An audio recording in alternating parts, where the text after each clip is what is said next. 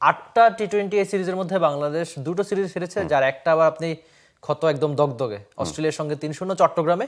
জিম্বাবুয়ের মাটিতে সবশেষ টি-20 এই সিরিজটা বাংলাদেশ দল হেরেছিল। এবার নিশ্চয়ই কামব্যাক করতে চাইবে দল। আমরা একটু স্কোয়াডটা নিয়ে আলোচনা করতে চাই, যেখানে স্কোয়াডে তাওহিদ হৃদয় ক্যাপ্টেন, তার মানে লিটন দাস নাই, পারভেজ হোসেন ইমন, তানজিদ হাসান, মোহাম্মদ সাইফ হাসান, মুসাদ্দেক হোসেন সৈকত, ইয়াসির আলী চৌধুরী, কাজী নুরুল হাসান সোহান, শেখ মেহেদী, নাসুম, রিশাদ শরীফুল, ফিজ, নাহিদ রানা, সাইফুদ্দিন, আব্দুল গফফার সাকলাইন।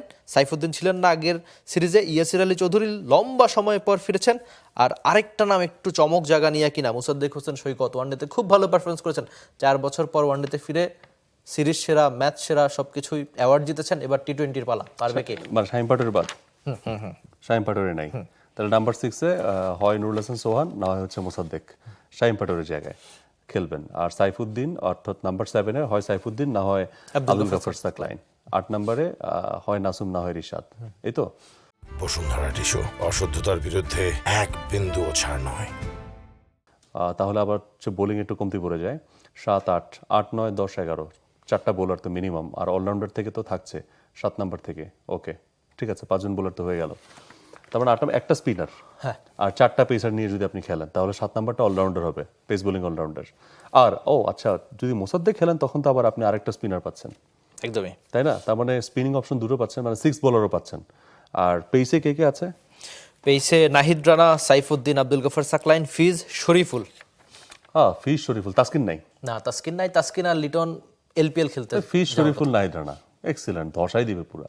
মানে আপনি আশাবাদী খুব? অবশ্যই আশাবাদী। নাহিদ রানা, ফিজ, শরীফুল, আর কি লাগে? আর ইয়াসির আলী চৌধুরী রাব্বি, তার এই স্কোয়াডে থাকাটা স্পট ফর হিম, মানে ডু ইউ থিংক? আমার মনে হচ্ছে যেহেতু লম্বা সময় পর স্কোয়াডে ফিরেছেন, অন্তত একটা ম্যাচ তাকে খেলাবে। তার সাম্প্রতিক ফর্ম বা বিপিএলে কিছু মানে ধারাবাহিকতা ছিল না, কিন্তু কয়েকটা ইনিংস তিনি দেখিয়েছেন যে এখনো আবার ফিরতে পারেন, সেজন্যই ফিরেছেন। এখন নির্বাচকদের ভিন্ন ব্যাখ্যা থাকতে পারে। যদি সেরা একাদশের সুযোগ পায়, কেমন করবে বলে মনে হয়? কোন পজিশনের জন্য আসলে তাকে আনা হয়েছে? আমি ওই জায়গাটা একটু ক্লিয়ার করতে চাই। Number 6 or 5? নাম্বার 6 তো Mosaddek is there. Number 5 Mosaddek, আর আমরা আরো দেখলাম হচ্ছে যে কাজী নুরুল হাসান সোহান, তাই না? আর নাম্বার 5 তো হচ্ছে সোহানের সবশেষ ম্যাচটা যেহেতু ভালো কাটেনি, আর আপনি যেহেতু তাকে শুধু ব্যাটার হিসেবেই খেলাতে হবে 5 বা 6। নাম্বার 5 তো তাহিদ খেলেন। তাহিদুদের ক্যাপ্টেন এখন তো আর লিটন নাই। হ্যাঁ, আরেক ধাপ উপরে।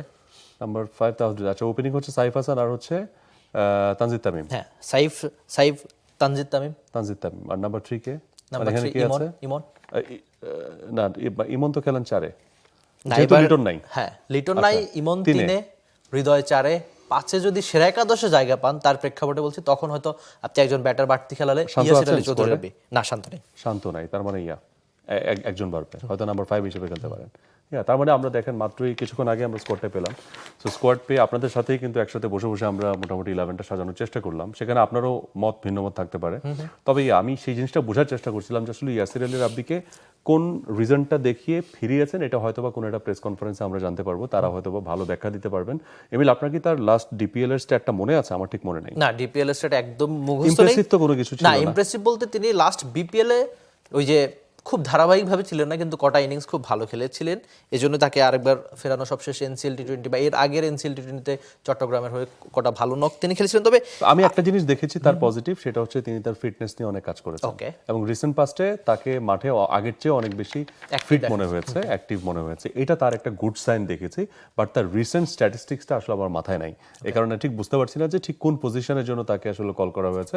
But it's great thing for him, it's an opportunity. হোক সেটা Zimbabwe, but if you get the chance and if you be in the 11, just prove yourself. না, আপনার দলে যেহেতু লিটন নাই, সঙ্গে শামীম হোসেন পাটোয়ারিকে আপনি স্কোয়াডে রাখেন নাই, তার মানে হ্যাঁ, শান্ত নাই। আপনার একজন জেনুইন ব্যাটার লাগবে, যিনি হয়তো যদি কখনো কলাপস করে শেষের দিকে এসে ঝড়ো ব্যাটিং, যেটা তার মূলত কাজ হয়ে থাকে, সেই কাজটা যদি তিনি করতে পারেন, তাহলে। আমি একটু আরেকটা নাম নিয়ে একটু শুনতে চাই। আপনার খুবই কাছের মানুষ সাইফুদ্দিন। কাছের মানুষ ইন সেন্স যে মানে প্রতিবেশী বা না, আপনি তার অসংখ্য ইন্টারভিউ নিয়েছেন। নিয়েছে, এবং সেই সাথে তিনি তার বাড়িও খুব বেশি দূর না আমাদের বাড়ি থেকে। এনিওয়ে, এটা সাইফুদ্দিনের জন্য খুব ভালো একটা চান্স হবে, কারণ সাইফুদ্দিন যেটা করতেন সবসময়, তার দুটো জিনিস খুব কার্যকর হতো। একটা হচ্ছে ইয়র্কার, আর একটা হচ্ছে ব্যাক হ্যান্ড স্লোয়ার। এই দুটো জিনিস বল হাতে আর ব্যাট হাতেও তিনি ভালো কার্যকর ছিলেন। অনেকবার ইনজুর্ড হয়েছেন। আসলে ইনজুরিটা তার রিদমটা নষ্ট করেছে, যেটা আমরা ইবাদতের ক্ষেত্রে দেখছি। ইনজুরি একটা প্লেয়ারের রিদম নষ্ট করে দেয়, পেস কমে যায়, তার ব্যাটিং নষ্ট হয়ে যায়। সো ওই জায়গা থেকে সাইফুদ্দিনের জন্য ইটস আ কামব্যাক মোমেন্ট। রাঙাতে হবে, কারণ সাইফুদ্দিনকে বুঝতে হবে তার সাথেই তার কন্টেস্ট্যান্ট কিন্তু আব্দুল গাফর সাকলাইন এখন দলে, দুজন সিমিং অলরাউন্ডার। আচ্ছা, সাকলাইনের যে ব্যাপারটা মাহফুজ, সবশেষ সিরিজে তাকে প্রথমবার খেলেছেন এবং খেলেই অস্ট্রেলিয়া বা আন্তর্জাতিক ক্রিকেটের মঞ্চ যে কতখানি কঠিন হয়, আপনি বিপিএলে খুব ভালো করেছেন, এনসিএল টি20তে হয়তো ভালো করেছেন, কিন্তু এসে যে আন্তর্জাতিক ক্রিকেটের মঞ্চ যে 50-এর বেশি রান দিয়েছেন, ব্যাটিংও খুব বেশি ভালো করতে পারেন, আরেকটা সুযোগ তার পাওয়া দরকার ছিল। আমি বলেছিলাম যে আরেকটা সুযোগ হয়তো তার পাওয়া উচিত ছিল, যেহেতু এই জিম্বাবুয়ের সঙ্গে আপনি হয়তো ভালো করতে চাইবেন, নাহলে মানে ক্যারিয়ার একদম শেষের দিকে। জিম্বাবুয়ের সাথে যদি এমন হয় যে একজনকে খেলাতে হবে, Abdul Gaffar Saqlain or Saifuddin, I will go for Saqlain. Okay, কেন? কারণ আপনি তাকে মাত্রই একটা সিরিজের সুযোগ দিয়েছেন, সো তাকে এখনই স্টপ করে দিন না, তাকে অ্যাটলিস্ট কয়েকটা সিরিজ আপনি সুযোগ দেন।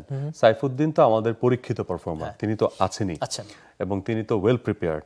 তো সেখানে সাকলাইন যেহেতু সুযোগ পেয়েছেন, মানে এই কালচারটা এমন হওয়া উচিত যে আপনি তো অস্ট্রেলিয়ার এগেনস্টে তাকে সুযোগ দিয়েছেন, সো বিগ টিম, সো বড় টিমের এগেনস্টে যখন আপনার মানে আপনি প্রথমবারের মতো এক্সপোজড হবেন ইন্টারন্যাশনাল সার্কিটে, এটা কিন্তু সবার জন্য সমান হয় না যে এসেই আপনি রাজস্বিক পারফরমেন্স করে আপনি অন্যরকম একটা মানে হেডলাইন হয়ে যাবেন।